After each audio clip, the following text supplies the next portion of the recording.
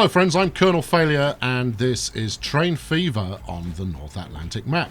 We're starting out just outside Onion Jack because, well, that's been the focus for the live stream that we had recently, so 4 solid hours of Onion Jack related marvellousness. But I've played quite a bit since then. I had a lot of cleaning up to do after the live stream. See, look there, Metroliners obliging me by showing off their other design variants. Yeah, I've had quite a lot of cleaning up to do, not least of all in terms of profitability and the like. We were running at a significant deficit coming out of the stream, and some trains needed replacing, other tracks needed updating, some routes were unprofitable, some trains were unprofitable. So I've been looking around to try and resolve that somewhat. And as you can see by the near $500 million I've got in the bank, I've accomplished it. We're now, doing a very handsome looking, teens to 20 million profit per year, and that's splendid. And it's 2058. So everything is now unlocked. We have the works going on. So in this episode, I'm going to show you some of the things that I've changed, because there have been a few. What I haven't changed is track layout and so forth. That we shall do together, because that's the bit I figure you quite enjoy. That and the very tranquil, very peaceful watching of trains going hither and yon. Now, what I will say is this is the first time that I've played a large map to this stage of the game without it lagging to a standstill, particularly at month end. The update that the developers did a couple of months ago seems to have made a bit of a difference. I mean, we're still a bit choppy, but hopefully not so much so that we undermine the viewing pleasure. So first off, I've been working off this fine beast here, and to start with, we go for the age of trains. And as you can see, it's 50 years since we introduced these Metroliners on the Coastal Coat Merchant line. The reason I've not replaced those yet is because I want to look at it before doing so. But Florida Oil, why not? Why not go take a look at Florida Oil? Here we go. Let's head over here. So as you can see, there's a reasonable shake of oil waiting, but not anywhere near enough. And this is another thing that I want to pay attention to before wrapping the series up. And we're getting pretty close now to the point where I kind of go, there we go. We're done here. We've accomplished everything we're likely to. I want to try and put together an enormous goods line. That means taking apart quite a lot of the goods lines I've already got going. But this chap needs replacing. It's profitable. That's fine. But he's not getting anywhere near the 90 oil capacity because it's pretty quick. So let's just stick that to auto replace. That should do the job and drive a bit of profitability in the process. And it's because I'm using a lot of local goods delivery kind of setups. Because as much as this is delivering to 2, 3, 4, 4. It's delivering to 4 different places. It's not generating the amount of cargo to actually make trains look great when fully loaded. So yeah, we're going to do a swift tourette here, if I can remember where anything is, of course. What have we got going on here? Here we go. Here's a train that is a massive disappointment to its family, and it's because I've got it on the wrong line. But bit disappointing nonetheless. So this is a speed dance we've got going on here, and it's running the Sukatani Christmas line because I figured that actually a way to achieve some success from it might be the line, that is, might be to put a super fast train on it. And this is the fastest North American native that we have. The problem I've got is that in between each station is not actually long enough. so it doesn't build up that head of speed that would make it, the profitable beast that it deserves to be. A nice big long point-to-point something would be the means by which this thing achieved its potential. Right, let's follow it for a few minutes. So we've got, it's at 60 passengers, which for most trains is enough to be profitable on a stop-to-stop basis, but not this one. The amount this costs per year, which we should look up. There we go. Have a look at that. Right, running costs $2.5 million a year. Woo! And it's bringing in, $1.5 million a year, which again, for most trains, you kind of go, thank you very much. That's very good of you. But for this, it doesn't come close to breaking even. I was going to follow it with the speedo up so we could see what it got up to. Now, I think it tops out at like 159, something like that, is its marked top speed. But as you can see, we're a good few minutes out of the station already, and we hit 90. I think actually there's a signal coming up that is going to, definitely waiting for a signal that is slowing it down some. But even so, the station's not far off. It just doesn't get the time to hit its potential speed. That is an ugly bridge. This one's a lovely bridge. That one, ugly. Too high. Too much popover, and bridges don't look great. So we go. This is a junction I've been meaning to replace for a while. There we go. I'll probably do some junctioning to try and hoist things. Yeah. See, look at this waiting. Now, I'm okay with that largely, but it's very frustrating because you've got a train that could be a profit monster if only it were given the opportunity to accomplish its top speed. So it's making cash, but it's costing way more than it's making. What do we got? Oh, that'll be the train just replaced. So there we go. That's the speed dance. So I'm running, I think, 2 speed dances on the Sukitani Christmas line. So it's coming up into its destination. And the ideal here would be we stick a 3 platform on there. We do some clever mergery stuff. Fix this junction. Everything looks great. Maybe I'll do that. I don't know. Meanwhile, up in Kolsva, we've got a similar junction issue going on, and this one queues as badly as the other one, and it's because I merge line into line before sticking them onto the main line. I need a much smoother way of doing it, and out of the recent stream, there were some comments with regards to fly over, fly under lines of that kind. Now, I've also set up a couple of these mega depots for goods, because I had a couple of places on the map where trucks were queuing with no possible hope of escape. There was no chance that they would ever be able to get in and out of there. So it had created a complete logjam, and there's a very real chance that there's some of those that still exist. So, keep your eyes peeled. We'll spot them if we spot them. In-town commuter services as well. They're just not delivering for whatever reason. And I've got a variety of different approaches to in-town commuting. I have not got any of them working at all. That's not true. 1 or 2 of them make money, but the majority just don't. See, look, here's another one with a wonky flipping junction.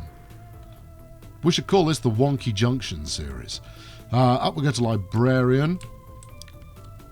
Still with wooden bridges intact. What have we got here? The Mega Route. Ah, yes, let's talk the Mega Route. Just briefly, let's pull this up. So here we go. Look, general profitability. Europe, as ever, is going gangbusters. Coastal Coke Merchant, the line is wrong. The Llama line I've cut back to 1 train, and even then it can't make a profit. And there's a couple of reasons for that, and I'll go into those in a bit.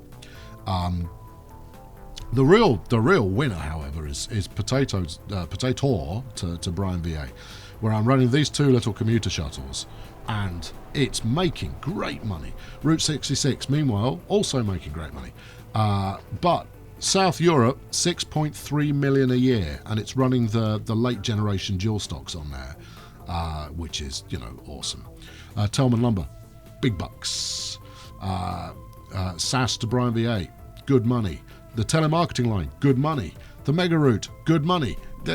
I've got so many good routes that are operational now, and we're offsetting some of these flipping underperforming goods lines, which is why I want to do one goods line that really does, kick ass, for want of a better bit of terminology. That's what we're after. Here's the original and still very orange failure liner. Come on there, trooper. Come on in. I'm not even entirely sure which line you're running on there. You are waiting at the signal, which is kind of cool. But there you go. What are you running? Yeol Librarian. Okay, well, Yeol is where we're heading next. In case you hadn't already figured it out, this is something of a recap episode, folks. Largely because I've been doing a lot of stuff, and I wanted to make sure you're aware of everything that has transpired. Now, I'm quite fond of the setup at Yeol,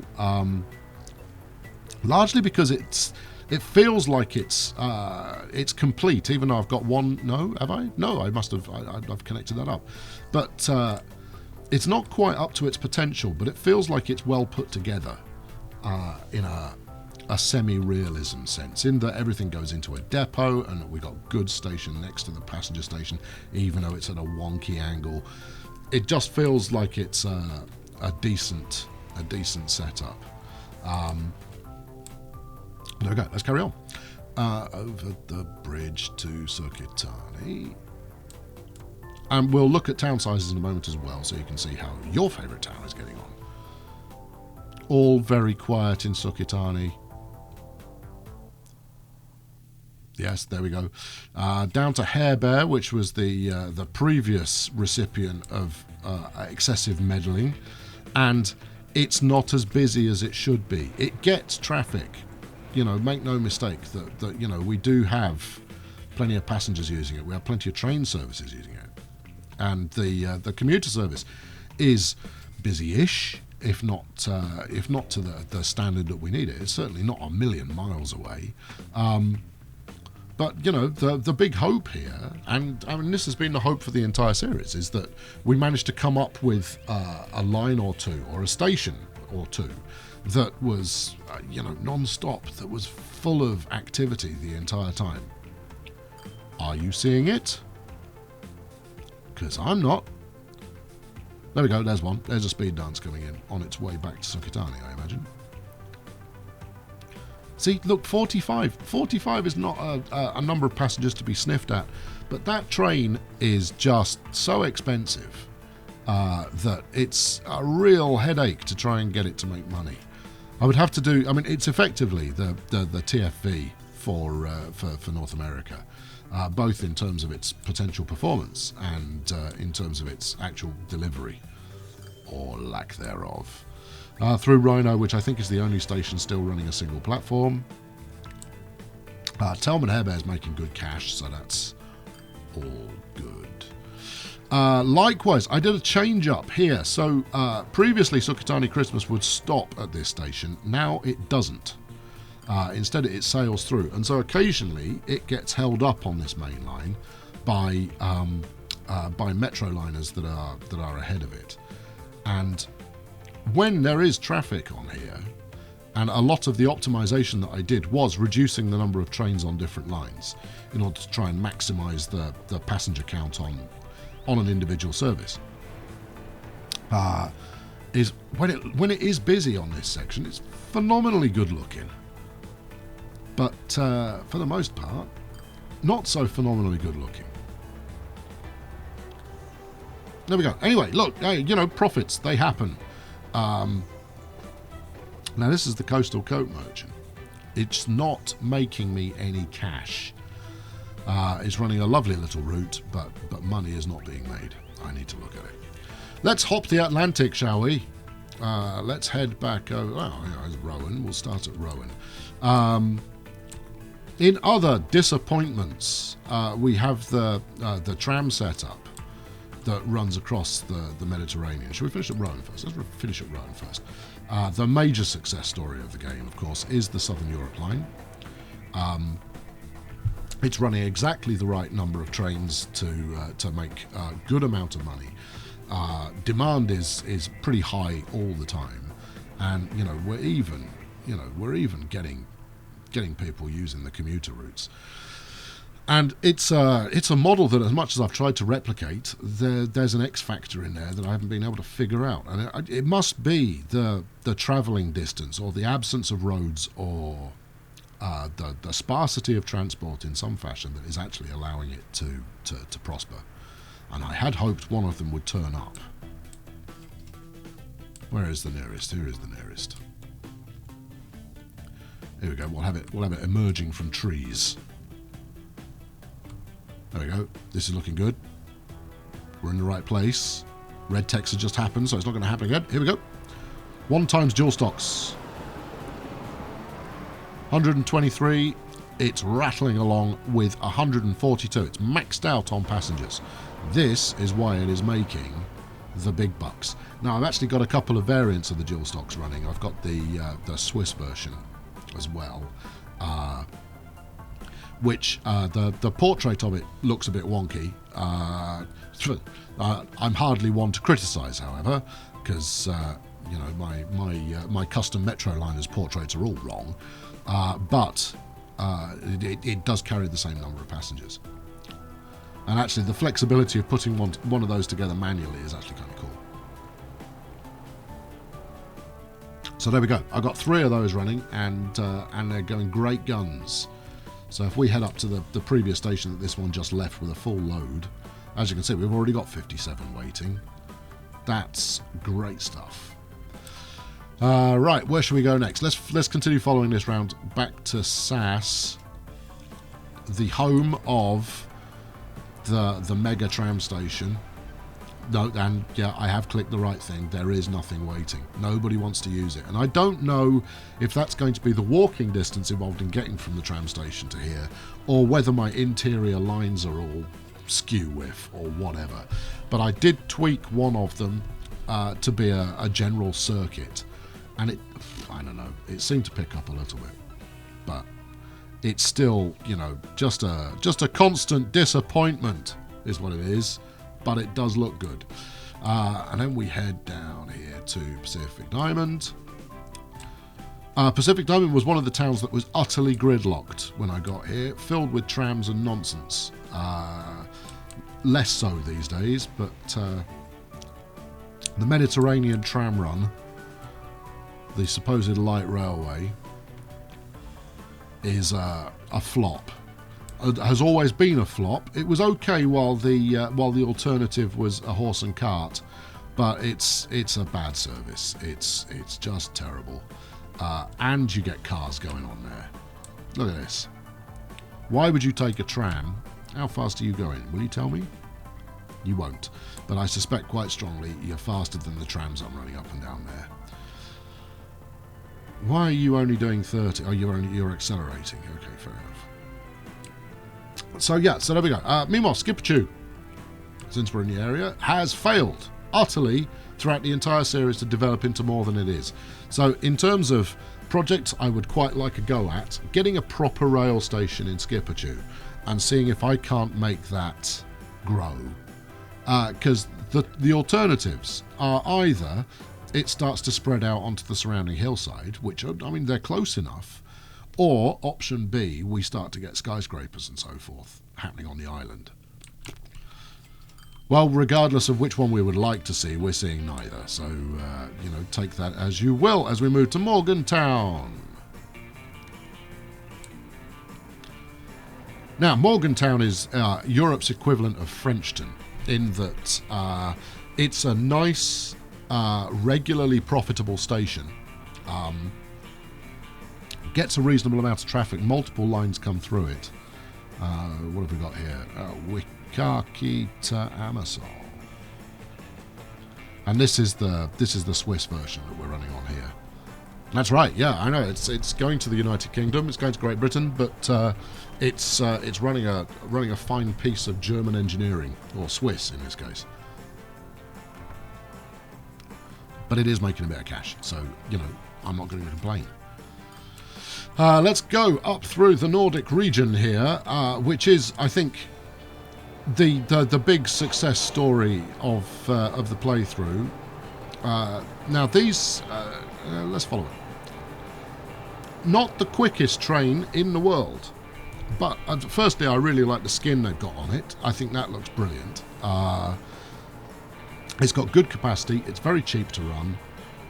And this is the one that is heading all the way down to Sass.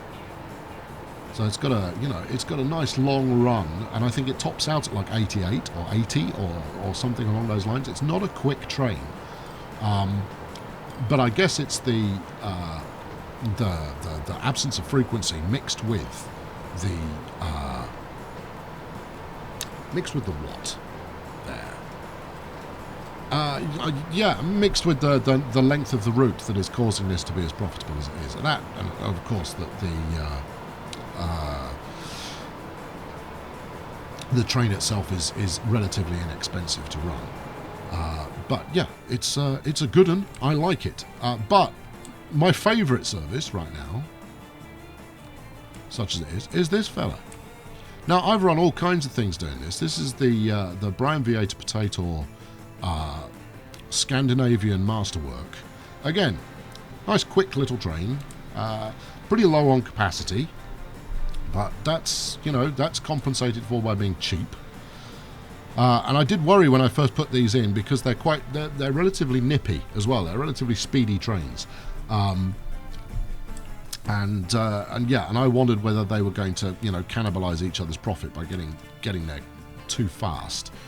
But as it turns out, there's enough people that want to go up to Potato to make it worthwhile. Here we go. Let's have a quick look. See, full train. Can't do better than that. And also the sound effects on this thing are great, as you can hear. Fab. I know of no other train I've got where it actually gives the little whistle for the doors closing alert. But it's fab. I've got two of them on there, and it's the only service, and this is a kind of a critical point. It's the only service that actually goes all the way up to Potato. I think there's something in that. Likewise, the only road route they've got is this terrible single-track dirt road that is still there. Why there are still so many dirt roads, I don't know. Normally, the game will update them as they go. Over to Rago 1. Here we go. So this is the main kind of passenger line. It makes a bit of money. Rago 1 is still not... it's not the centre of the universe. And it would be a great location for an Onion Jack style terminal, if it weren't for the fact that it's built out on this coastal area. I could do it, but I'd have to delete a hell of a lot in order to do so. So it's not going to happen in this series, but it would be a great location for that kind of behaviour. Let's jump on board, shall we? There we go. So yes, yeah, this is out of place, isn't it? I'm running this kind of mixed European number. So this is that a DSB or is it an NSB? It's a not going to tell me SB. And I've left it behind. There we go. Catch up. Because there are no British services that, well, certainly that I have mods for, that actually fit the bill. Likewise, these coaches, the only reason I'm using these German coaches is because they're the only ones that are rated for the speed that this can get up to. I've got nothing else that is capable of 120 plus, unless you get into kind of multi-unit approach. Now, Amersfoort is looking phenomenal. I think it is the most developed in terms of growth city that we've got. I reinstated double-decker buses. because I didn't care whether they were profitable or not. You know, it's the one nod towards my home country. I figured we'll leave that in place. What do we got waiting here? Yeah, so we've got 3 kind of good international services running there. But this, much like the... oh, maybe I will. Yeah. Much like the Nordic kind of shuttle service, I could run a shuttle from here up to Rago 1, and that might look pretty cool. All right, let's put that on the potential to-do list. So there you go. I think the only thing missing is the where are we? The transatlantic, which will be visible here somewhere. Surely, there we are.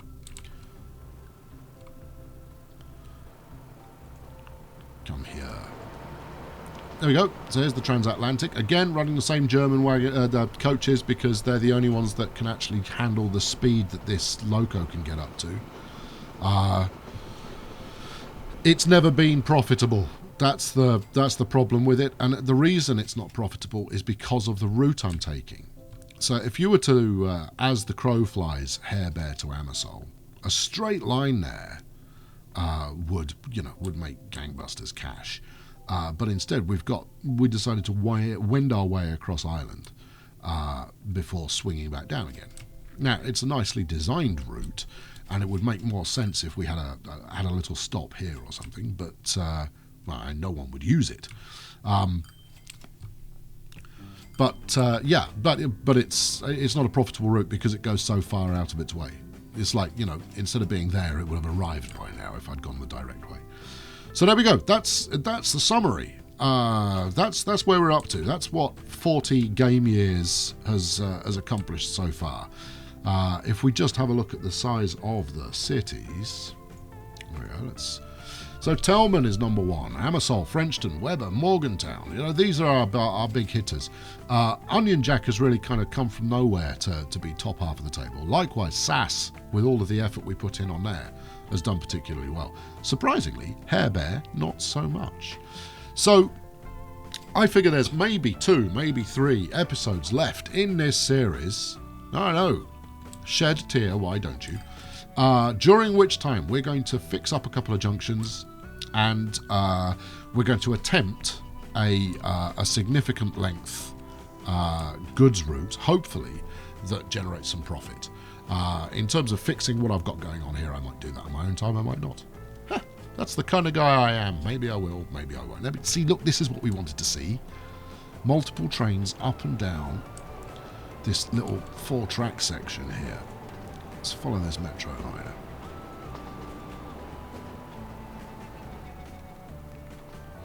There we go. So, thank you very much for watching. I've been Colonel Failure. Yes, just a recap episode today, but there was plenty to recap.